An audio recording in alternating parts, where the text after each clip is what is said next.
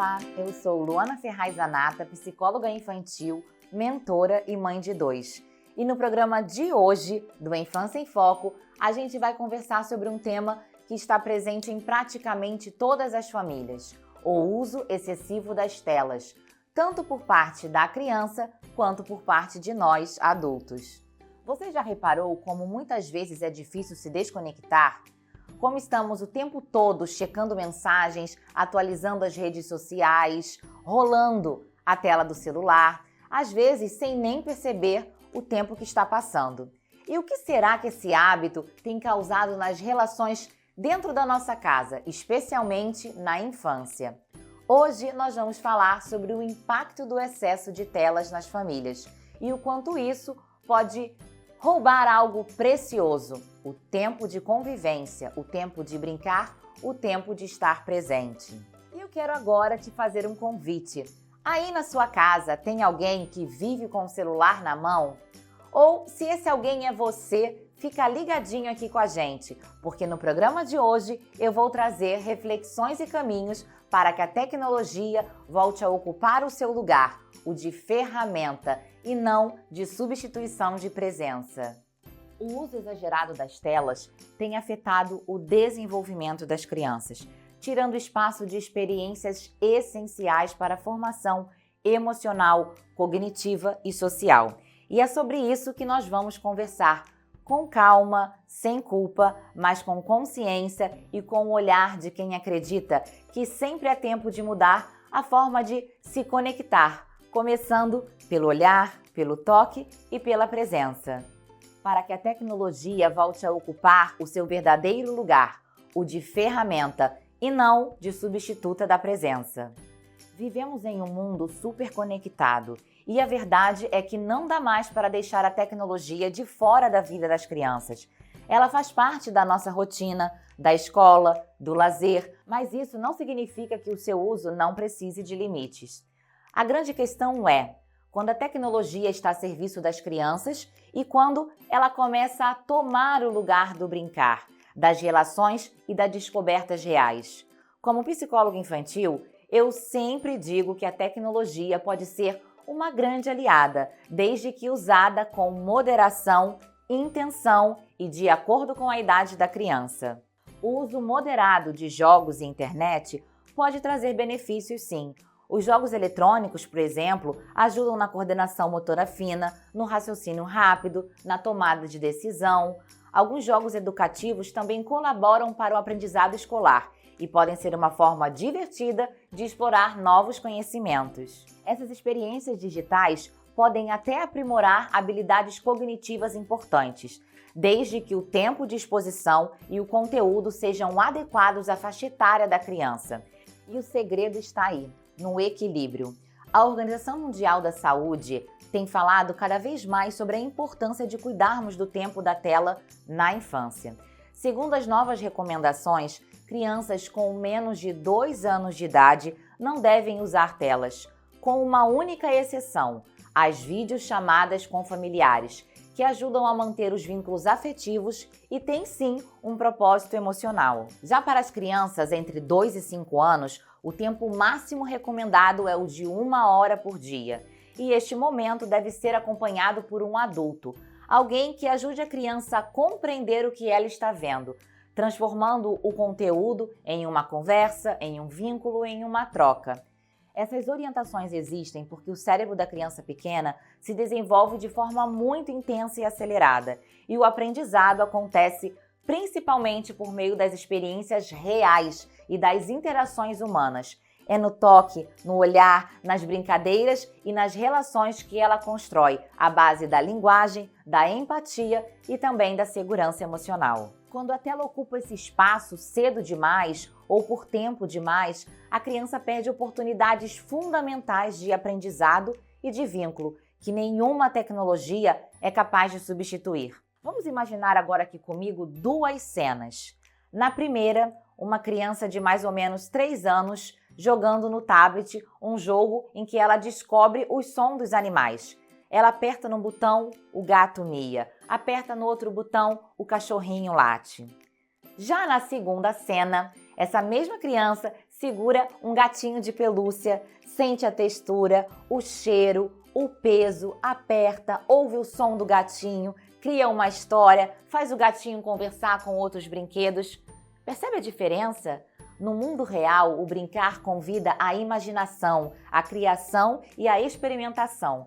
A criança, ela aprende pelo concreto, com todos os seus sentidos. Já no mundo digital, o jogo está pronto. A criança apenas reage, não cria. E isso empobrece o aprendizado, empobrece o processo de aprendizagem e desenvolvimento da criatividade da criança. E quando o uso da tecnologia passa do ponto, os impactos começam a aparecer. As crianças que ficam muito tempo em frente às telas tendem a apresentar alterações no sono e dificuldade para dormir, mudanças de humor, irritabilidade, dificuldade de concentração, sedentarismo, já que passam longos períodos sem se movimentar, e até mesmo ganho de peso, porque o corpo fica parado, mas o apetite aumenta. Além disso, há um risco silencioso, mas muito importante, o escapismo social. Gente, isso é muito sério. Eu recebo aqui no consultório muitos pais com essa queixa.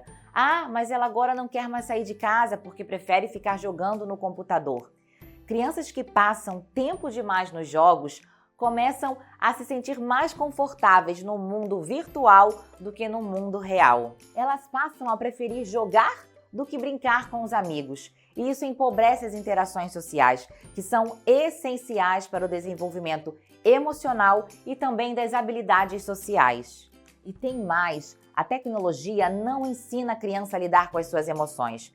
Mesmo que ela aprenda novas palavras ou conteúdo, o aprendizado sobre empatia, frustração, paciência e convivência só acontece nas relações reais, com pessoas de verdade. E aqui entra um ponto fundamental.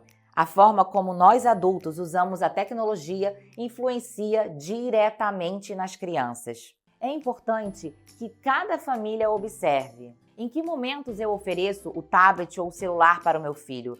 Será que é quando eu preciso cozinhar, descansar ou apenas quando eu quero que ele fique quietinho?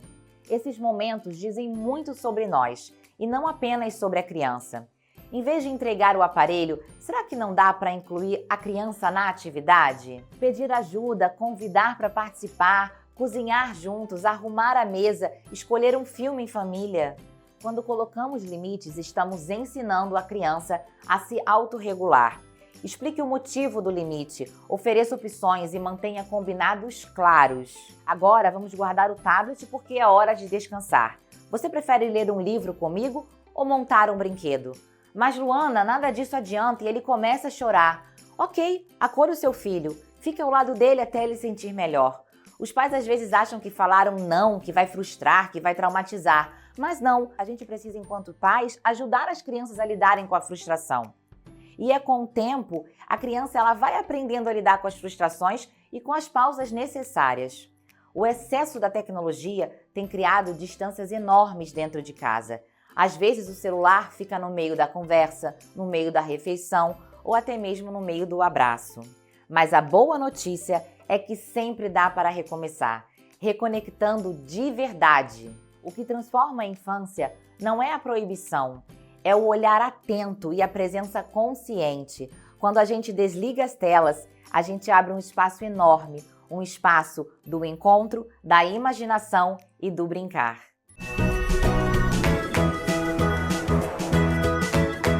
E agora chegou a hora do nosso quadro Brincar é Coisa Séria.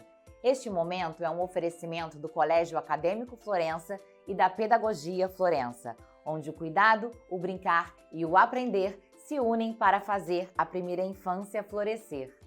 O brincar é o antídoto natural para o excesso de telas. Ele devolve ao corpo o movimento, o coração a presença e a mente a criatividade. E para inspirar esse momento de reconexão em família, olha só que encanto que a gente tem hoje aqui no Brincar é Coisa Séria. Um verdadeiro convite ao Faz de Conta, o Café Bistrô da Agóia. Um espaço em miniatura que transforma o brincar em um momento de imaginação, criação e afeto. Sabe quando uma criança brinca de servir um café, de preparar um lanche ou receber alguém no seu bistrô? Ela não está só repetindo o que vê no mundo dos adultos. Ela está organizando o mundo dentro dela, elaborando as suas emoções, experimentando os papéis sociais e desenvolvendo habilidades essenciais para a vida. O brincar simbólico, esse faz de conta, é uma das formas mais ricas de aprendizado. Aqui, a criança trabalha a imaginação, a linguagem, a coordenação motora e, principalmente, a função social do brincar. Porque brincar de café é brincar de convivência, de diálogo, de gentileza. Vai um cafezinho aí? Esse tipo de brinquedo também estimula o jogo cooperativo. A criança pode brincar sozinha ou convidar alguém para participar, um amigo, um adulto, um irmão. Neste momento, nasce a troca, o olhar e também a escuta. E para quem acha que esse tipo de brincadeira é simples demais, é justamente aí que mora a riqueza. Enquanto parece que a criança está apenas servindo um café, ela está, na verdade, exercitando a coordenação motora fina, ao manusear esses objetos pequenos, ampliando o seu vocabulário e também as suas habilidades sociais, ao criar diálogos e histórias, fortalecendo a sua autoestima, porque ela se sente capaz, acolhida e importante neste papel de que ela cuida e serve. Ela está aprendendo sobre o tempo de preparar, de esperar e também de oferecer. É um brincar que desacelera e acolhe e que lembra a todos nós adultos que estar junto é o melhor ingrediente de qualquer receita. O Café Bistrô da Agóia é mais que um brinquedo, é um convite para que a infância volte a cheirar a aconchego, a imaginação e afeto. Que cada xícara servida aqui seja também um lembrete do quanto brincar é essencial e do quanto brincar é sim coisa séria.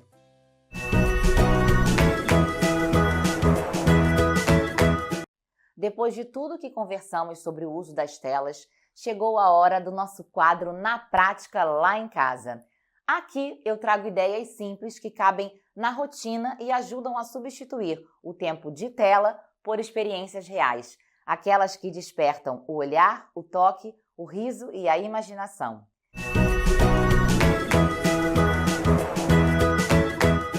E vamos para a primeira pergunta, que é a do Juninho e da Bia, mãe do Juninho, lá do Rio de Janeiro. Oi, doutora Luana, tudo bem? Eu sou o Juninho. E eu sou a Bia, mãe do Juninho. Doutora Luana, a nossa questão é isso aqui, ó. Os jogos no celular, o uso excessivo. Nós aqui em casa percebemos que o Juninho começou a apresentar um comportamento muito agitado, tá? De ansiedade e muitas vezes agressivo. Então a gente gostaria de continuar com o uso de tela, já que ele gosta, mas de uma forma saudável, que não o prejudique. Estamos aguardando o seu conselho. Tchau, tchau. O ponto central aqui não é eliminar o uso das telas, mas restabelecer o equilíbrio. O comportamento do seu filho, a agitação, a ansiedade, a irritabilidade, mostra que a tecnologia passou a ocupar um espaço maior do que o emocional dele consegue administrar neste momento. O ideal é trazer limites claros, mas com sentido e afeto. E isso significa combinar com ele os momentos específicos de uso, com duração definida e, se possível, com a presença de um adulto, para que a tela volte a ser algo compartilhado e não solitário. Por exemplo, vocês podem escolher juntos quais jogos ele vai jogar, conversar sobre o que acontece neles e depois propor algo fora da tela, mas que tenha essa relação, como, por exemplo, desenhar um personagem ou montar algo inspirado naquele jogo. Outro ponto importante é observar em que momentos ele usa o celular. Se for sempre antes de dormir, durante as refeições ou logo ao acordar, vale ajustar esses horários. Nessas horas, o ideal é que o corpo e o cérebro descansem ou se conectem com o ambiente real. Agora temos uma outra dúvida da Érica, mãe do Danilo, de 3 anos. Oi, doutora Luana, boa noite. Eu me chamo Érica, falo aqui do Rio de Janeiro. E você, quem é? Eu sou o Danilo. O Danilo tem 3 anos e a minha pergunta é: até que ponto as telas são maléficas? Se os benefícios que elas trazem através de aprendizados nos desenhos, os desenhos educativos, não compensam o tempo que eles perdem vidrados nas telas. Essa é a minha dúvida. Obrigada. Os desenhos educativos realmente podem trazer aprendizados, novas palavras, músicas, novas cores, novos números, mas isso não compensa totalmente o tempo que a criança fica passiva, apenas recebendo estímulos. O cérebro infantil precisa de experiências concretas, de movimento, de toque, de interação, de frustração e imaginação. É assim que se formam as bases emocionais e cognitivas mais importantes. Então, o ideal é que os conteúdos educativos sejam um complemento, com limite de tempo definidos. Agora, a nossa próxima participação é da Ana Luísa, mãe do Henrico, de 2 anos e 8 meses, e da Cecília, de 8 meses. Oi, Luana, tudo bem? Meu nome é Ana Luísa. Tenho 2 crianças, um menino de 2 anos e 8 meses e uma bebê de 8 meses. A minha dúvida sobre as brincadeiras, principalmente com telas, seria sobre videogame. Com que idade a criança pode começar a ter contato com esse tipo de brincadeira, né? De jogar videogame, porque também tem a questão da tela e dos estímulos. Então, a minha dúvida é sobre o videogame. Também acredito que deva depender do tipo de jogo, né? Que acho que hoje em dia já tem jogos mais infantis, né? Mas qual seria a idade ideal sem prejuízo psicológico para essa criança? Obrigada. Do ponto de vista do desenvolvimento infantil, o videogame não é recomendado antes dos 5 ou 6 anos de idade. Isso porque até essa fase o cérebro da criança ainda está formando as bases da atenção, da linguagem, da coordenação motora e do controle emocional. E esses aprendizados acontecem de forma mais saudável através das brincadeiras concretas, com o corpo, com objetos reais e principalmente com outras pessoas. Os estímulos rápidos, as luzes e os sons intensos dos jogos eletrônicos podem sobrecarregar o sistema nervoso da criança muito pequena, tornando-a mais agitada, irritada e também com dificuldade para se concentrar. Quando o videogame é introduzido muito cedo, ele tende a substituir experiências essenciais como o brincar simbólico, o faz de conta, a criatividade e o vínculo com os cuidadores, que são fundamentais até os 6, 7 anos de idade. Depois dessa idade, o videogame pode ser inserido de forma leve e acompanhada, respeitando sempre o tipo de jogo e também o tempo de exposição. O ideal é que o videogame seja uma atividade compartilhada, em que o adulto participe, comente, converse sobre o que está acontecendo ali no jogo e ajude a criança a interpretar o jogo. Antes dos 5 anos, o melhor videogame é o brincar de verdade.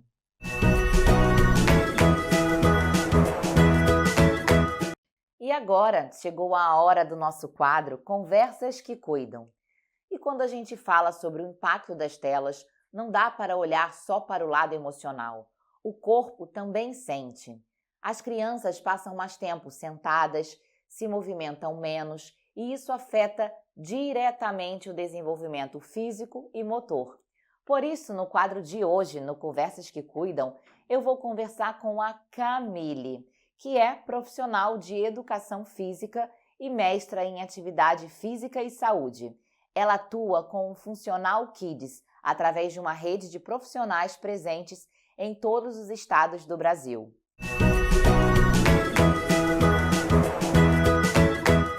Vamos saber o que nós adultos podemos fazer para ajudar as crianças a se movimentar mais e a viverem de uma forma mais equilibrada.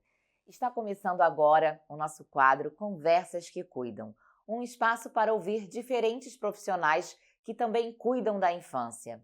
Seja muito bem-vinda, Camille. Obrigada por ter essa conversa com a gente. E para começar, eu queria te perguntar: as telas, de certa forma, substituíram o brincar livre. Como essa ausência do brincar físico aparece no comportamento das crianças durante as suas aulas? A ausência do brincar, a falta da oportunidade para brincar usando o corpo, ele vai se refletir em birras, em timidez, em dificuldade de socialização, em dificuldade de comunicação, baixas habilidades sociais no geral, piora das habilidades de linguagem, dificuldade com a formação do autoconceito, da autoimagem, redução do senso de competência, baixa motivação, além ainda das questões de excesso de peso, de obesidade, de dificuldade com o sono. Muitas famílias relatam dificuldade de estabelecer rotina com aquela criança. Tudo isso impactado pela falta do brincar ativo, né? O brincar livre é a linguagem natural da infância. Quando ele desaparece, a criança perde uma parte essencial dela se expressar e também de aprender sobre o mundo. Nesses últimos anos, Camille, você tem percebido alguma mudança física nas crianças? Menor resistência, uma postura diferente ou um maior cansaço? Sim, é possível notar mudanças através dos anos no condicionamento físico das crianças, mas eu quero começar essa pergunta endereçando aqui um pouco uma questão conceitual, tá? Eu quero criar uma separação conceitual. Então, o uso de telas, ele é sim um grande problema para o desenvolvimento infantil. Ele vem sendo associado ao aumento do tempo sedentário, mas eu não posso dizer diretamente que a mudança ou a redução da capacidade física das crianças com o passar dos anos, ela vem pelo uso de telas, e sim pela redução do tempo de atividade física. Tá? Então é claro que está tudo conectado, né? Então as crianças elas têm cada vez menos oportunidade de ser ativas, então com isso elas passam mais tempo em comportamentos sedentários, e um dos comportamentos sedentários é o uso excessivo de tela. E uma das consequências da mudança deste estilo de vida das famílias é a redução da capacidade física das crianças. Então eu vou dar um exemplo bem prático. No meu programa de Funcional Kids, que hoje ele acontece no Brasil inteiro, né, diversas cidades do Brasil, pelos professores que fazem parte da nossa comunidade, do Funcional Kids Club e dos embaixadores da infância, nós avaliamos as crianças a cada 6 meses. Então 2 vezes por ano as crianças são avaliadas com testes de aptidão física e motora que já possuem parâmetros validados aí para questões como aptidão cardiorrespiratória, por exemplo. E esses parâmetros, eles foram definidos com crianças lá da década de 90, né? Então, pegando especificamente o teste de aptidão cardiorrespiratória, era considerado razoável um menino de 10 anos, no começo dos anos 90, fazer uma distância de aproximadamente 880 metros de corrida em 6 minutos. Isso era considerado razoável um menino de 10 anos aguentar 6 minutos correndo numa velocidade média de 8 km por hora. E hoje em dia, o que a gente vê quando a criança chega no programa de Funcional Kids e ela vai fazer a primeira avaliação dela, é que são raras as crianças que simplesmente conseguem aguentar 6 minutos correndo sem parar. Então, sim, tem uma diferença gritante na capacidade física e motora das crianças em geral. Coisas que antigamente eram consideradas tarefas simples, né, para as crianças das décadas de 80, 90, como correr, como brincar de carrinho de mão ali, sustentando a sua postura numa prancha, sem deixar a barriga cair para baixo, lançar e agarrar uma bola, hoje estão sendo consideradas tarefas um pouco mais complexas, difíceis para as crianças de agora. Essas mudanças mostram o quanto o corpo ele precisa ser vivido. A infância ela pede o chão, ela pede a corrida, ela pede espaço para experimentar também o corpo. Você sente que as crianças elas estão mais ansiosas, mais agitadas ou até mesmo frustradas quando elas precisam lidar com as atividades que exigem maior paciência ou esforço físico? Sim, as crianças elas estão mais impacientes e elas estão com a atenção reduzida. Isso já é mostrado em vários estudos, que o tempo médio de atenção sustentada das gerações ele está reduzindo, né? Que é aquele tempo que uma pessoa consegue manter o foco numa tarefa sem se distrair. Então, os estímulos para essas crianças de agora, para essa geração mais recente, né? Eles precisam se mostrar muito atrativos nos primeiros 8 segundos para que eles decidam permanecer ali um pouco mais, dedicando um pouco mais de atenção naquela tarefa. Então a gente vê sim um imediatismo, uma falta de paciência e uma mudança no padrão de atenção dessas crianças de agora, né? Menos tempo de atenção concentrada e uma atenção muito mais fragmentada. O tempo das telas ele é rápido, mas o tempo do corpo é outro. Aprender a esperar, a persistir, também faz parte do amadurecimento emocional da criança. Camille, que caminhos você acredita que as famílias e as escolas podem seguir para equilibrar o tempo de tela com o tempo do corpo, trazendo mais movimento para o dia a dia das crianças? O caminho mais certeiro, sem dúvidas, que não quer dizer que seja o mais fácil. Eu sei que muitos pais e muitas mães vão revirar a cara para mim agora, porque eu sei que a rotina muitas vezes não permite, eu sei que muitas vezes é complicado, mas o caminho mais certeiro é o caminho do fazer junto. Você simplesmente falar para a criança que agora você vai ter no máximo 30 minutos de celular por dia, tirar o celular simplesmente e não dar à criança nada para ela fazer naquele tempo, não vai adiantar. O caminho mais certeiro é o caminho de dedicar tempo para brincar com a sua criança. Onde toda a família vai estar sem tela, então o pai deixa o celular de lado, a mãe deixa o celular de lado, e aí a gente tem ali mães e filhos, pais e filhos brincando juntos em algum momento do dia, dando oportunidade para que o corpo, para que a mente, para que o cérebro, para que o caráter dessa criança se desenvolva através de brincadeiras ativas, além também de você estar ali criando boas memórias afetivas com o seu filho, com a sua filha. Então, o melhor caminho para reduzir o tempo de tela e aumentar o tempo ativo de crianças é o envolvimento total da família em atividades, em brincadeiras ativas. Quando a família e a escola se unem para devolver o movimento, a rotina, a criança ela reencontra o prazer, a presença e a descoberta nas brincadeiras. Você poderia deixar uma mensagem final para todas as famílias, profissionais da infância que estão nos assistindo neste momento? Como está a sua rotina hoje? Pega o seu celular e dá uma olhada no seu tempo de uso de tela. O celular traz esse dado para você. Quanto tempo você gasta em redes sociais, em cada aplicativo. Então, olha o seu tempo médio de uso diário de tela e compara esse tempo com o tempo que você dedica para o seu cuidado de saúde e que você dedica para brincar com o seu filho, com a sua filha.